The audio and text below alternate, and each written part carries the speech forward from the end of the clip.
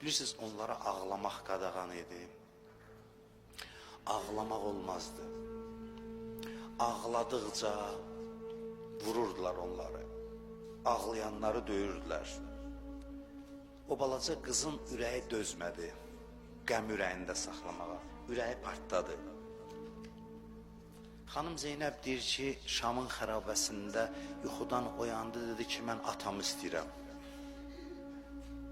Atamı istəyirəm, alsın məni qucağına, aram eləsin. Mən heç nə istəmirəm.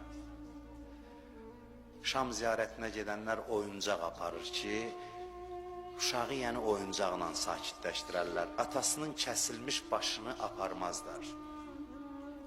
Bir elə ki, kəsik baş gəldi xərabəyə, xanım Zeynəb deyir, bu qızın dərdi açıldı. Dedi, salam ata, yaxşısan? Bağışda sən gələndə dura bilmədim ayağa. Taqətim yoxdur, ayaqlarımda güc yoxdur. Mən səni yuxularımda axtarırdım. Nə yaxşı gəlmisən. Bəlkə yuxu görürəm. Çox xoş gəlmisən bizim bu xərabəmizə. Çox xoş gəlmisən.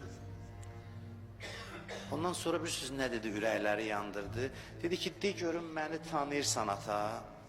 3 yaşlı balovu qocaldıblar sənin dağınla. 3 yaşda qız qocalar, dedi, qocalmışam.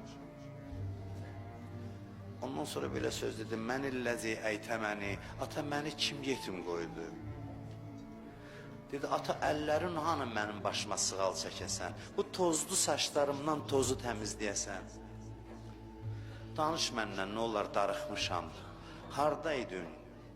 Bəs demirdin qızım var? Mənzəlləzi əytəməni alə siğəri sinni. Kim məni az yaşımda yetim qoydu? Sən danışmırsan ata, qoy mən danışım. Məni döydülər, məni vurdular, məni qamçıladılar.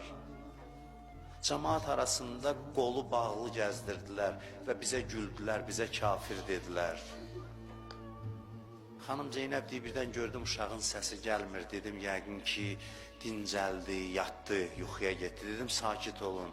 Amma yaxına gələndə gördüm atasının başı düşüb bir tərəfə, Rüqəyyənin cansız bədəni bir tərəfə. Əla lənətullah ələl qavmiz zalim.